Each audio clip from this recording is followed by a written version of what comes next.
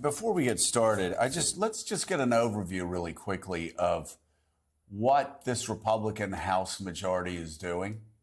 You know, we were warned that they were insurrectionists, weirdos and freaks, that they would be reckless if they were given a little bit of power. Ed Luce, they've censored Schiff.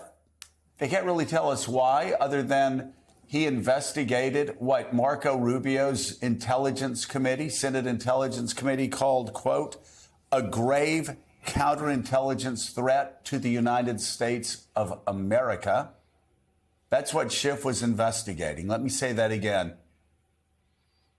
He was investigating something that Marco Rubio's Senate Intel Committee said of Trump's 2016 interactions with Russia. Manafort's high-level access and willingness to share information with individuals closely associated with the Russian intelligence services represented a grave counterintelligence threat. So he opens up an investigation against that and brings up, again, so many things that are disturbing. Then we keep hearing about the Biden crime family. But you ask the question, what crime? They can't tell you. Wall Street Journal editorial page rightly says a lot of smoke, no fire. You've got Grassley, the most senior Republican, when confronted about what a document they're looking for and how it really doesn't do anything to suggest Joe Biden did anything wrong, because we don't care whether they're right or wrong. You have Comey going out saying, we don't really care. We're just trying to bring down his poll numbers. Comer. So we have that. And then yesterday, I think maybe the saddest and most pathetic spectacle of all, when John Durham, who's made a fool of himself time and again, brought one case after another, trying to slander the FBI, trying to slander Hillary Clinton. He goes before a House panel and he claims to be completely ignorant of things that happened that were on the front pages of the New York Times, that Marco Rubio's Intel Committee wrote about. He even claimed that he didn't know about that grave counterintelligence threat to the United States. He didn't know that Donald Trump had asked Russia to find Hillary Clinton's emails. He didn't know one news item after another. And his lame response was, I don't follow the news. I don't really read newspapers and watch television. This would be the starting point for any investigation of the investigators that he would have. And yet they keep making fools of themselves. They're just gesturing to the most extreme members of the Republican Party, including Durham, people who get their news from Chinese religious cults. You know, if you were to ask me, is the Republican Party today closer to Mitt Romney or to George Santos, who is, a clown of the First Order and should not be in the House? I'm sad to say I think it's closer to being the party of George Santos. The censor of Adam Schiff yesterday devalued an incredibly powerful and important tool of the legislature, disciplining and shaming its own members for criminal conduct, for extreme ethical breaches. What Adam Schiff did was uphold the constitutional duty of the House to provide oversight of the executive at a time when the executive was breaking all kinds of rules. It's become conventional wisdom to say, not just on the right, but, amongst sort of polite conversation, to say that the Robert Mueller report exonerated Trump. I reread that 448-page report a few months ago, having read it originally at the time. It is an extremely damning document, corroborated, as you say, by the Senate Intelligence Committee report, signed off by Senate Republicans, that establishes multiple counts of obstruction of justice in the investigation into the alleged Russia collusion between the Trump campaign and Russia.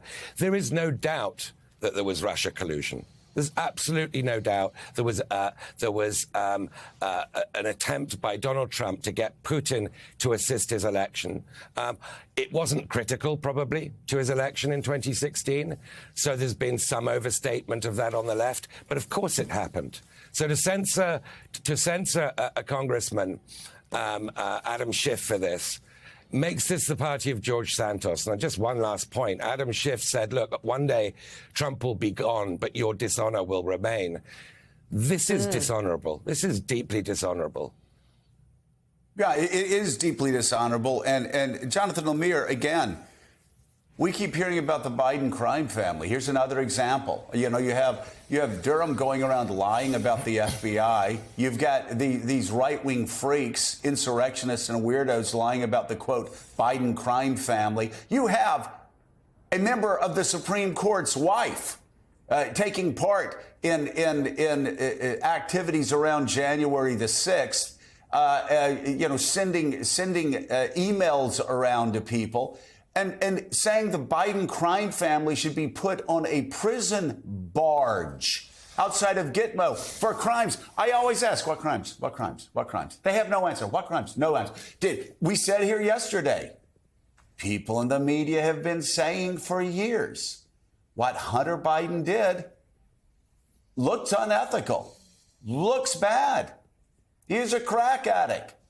Nobody here is defending him. There's no media blackout. I mean, there's massive pieces written about Hunter Biden during the 2019 and 2020 time period. Nothing.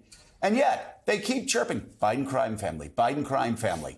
Durham keeps talking about investigating the investigators. Russia hoax, when Marco Rubio's Senate Intelligence Committee said, after the 2016 campaign, when Marco was already kissing up to Donald Trump, that the Trump campaign's connections with Russian-influenced people caused, quote, a grave threat to U.S. counterintelligence, a grave threat. So the person who's in charge of the committee on the House side shouldn't investigate that? And now they're censuring him for doing that? I mean, you've got that, you've got Durham, you've got this Biden crime family nonsense, and now impeachment. Yeah. Oh, my God. Oh, my God. Thank God we don't have a $31 trillion debt that Donald Trump basically gave us and that these same Republicans gave us. Thank God we don't have any concerns with China. Thank God we don't have any concerns with the economy. Thank God we don't have any concerns about skyrocketing college costs. Thank God. It's far more important for MTG and Lauren Boebert to fight each other on the floor and calling each other bitches because they're having a race to impeach Joe Biden over what? Nothing. More gesturing. More. This is what we warned about. If they put insurrectionists, weirdos, and freaks in charge of the People's House, and they have put weirdos, insurrectionists, and freaks in charge of the People's House, and this is what people in those districts get.